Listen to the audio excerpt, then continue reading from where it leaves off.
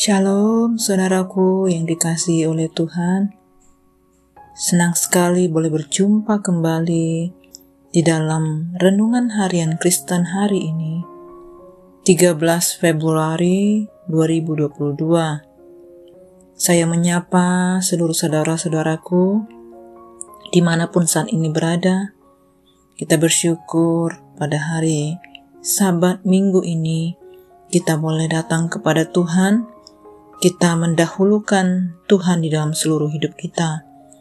Nah saudaraku, sebelum kita masuk lebih dalam lagi untuk mendengarkan firman Tuhan, mari kita satukan hati untuk berdoa. Bapa kami yang di surga, kami sungguh bersyukur kalau hari ini Tuhan terus memberkati kami.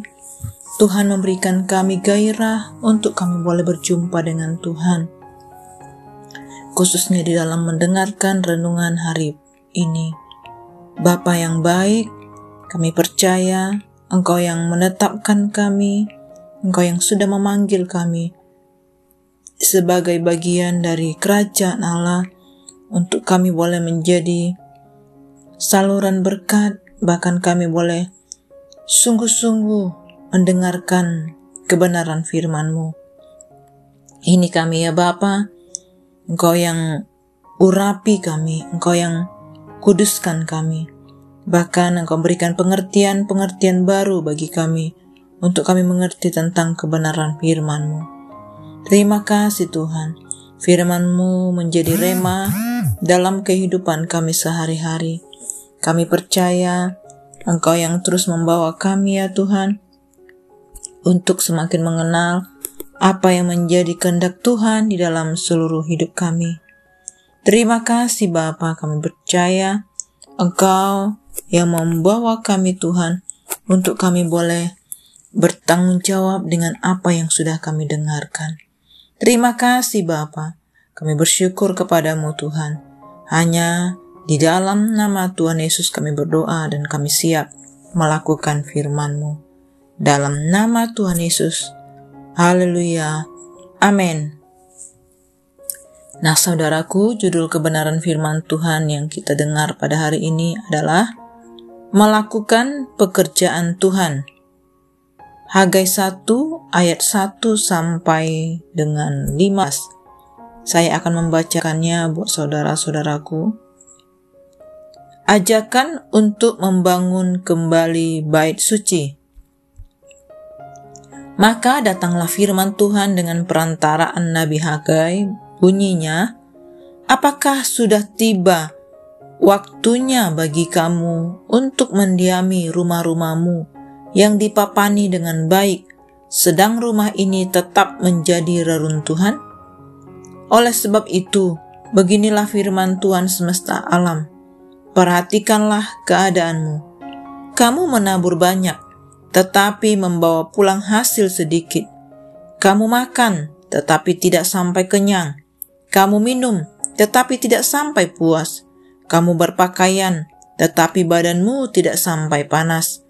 Dan orang yang bekerja untuk upah, ia bekerja untuk upah yang ditaruh dalam pundi-pundi yang berlobang.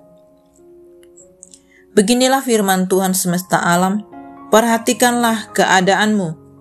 Jadi, naiklah ke gunung, bawalah kayu dan bangunlah rumah itu, maka aku akan berkenan kepadanya dan akan menyatakan kemuliaanku di situ, firman Tuhan.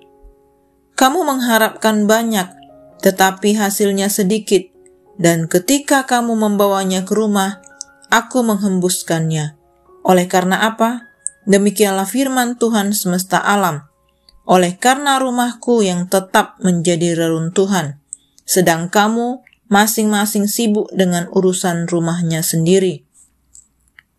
Itulah sebabnya langit menahan embunnya dan bumi menahan hasilnya. Dan aku memanggil kekeringan datang ke atas negeri, ke atas gunung-gunung, ke atas gandum, ke atas anggur, ke atas minyak, ke atas segala yang dihasilkan tanah, ke atas manusia dan hewan, dan ke atas segala hasil usaha. Tuhan menggerakkan semangat Zerubabel bin Sealtiel Bupati Yehuda, dan semangat Yosua bin Yozadak, imam besar, dan semangat selebihnya dari bangsa itu. Maka datanglah mereka, lalu melakukan pekerjaan pembangunan rumah Tuhan semesta alam, Allah mereka. Amin. Untuk apa kita berada di dunia ini? Mungkin ada yang bisa menjawab menjadi orang sukses, menjadi kaya, dan terkenal. Puaskah kita ketika segala kesuksesan diraih? Tidak ada yang bisa menjamin.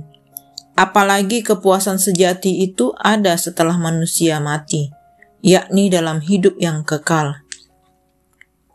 Karena itu lebih bijak bila tenaga diarahkan untuk meraih makna hidup. Kisah pembangunan bait suci pada masa Nabi Hagai memberi pelajaran tentang makna hidup. Ketika bangsa Yahudi enggan melakukan pembangunan bait suci, mereka mengalami gagal panen, kekurangan makanan, dan kelelahan. Langit menahan embunnya, dan bumi pun menahan hasilnya. Apa yang mereka harapkan tidak didapatkan karena mereka mengabaikan pekerjaan pembangunan bait suci. Hal ini merupakan gambaran tentang kekeringan hidup ketika manusia mengabaikan relasi dengan penciptanya. Sebaliknya, ketika mereka bergegas melakukan pekerjaan Tuhan, dengan segera mengambil kayu untuk membangun rumah bagi Allah, kemuliaan Tuhan pun dinyatakan.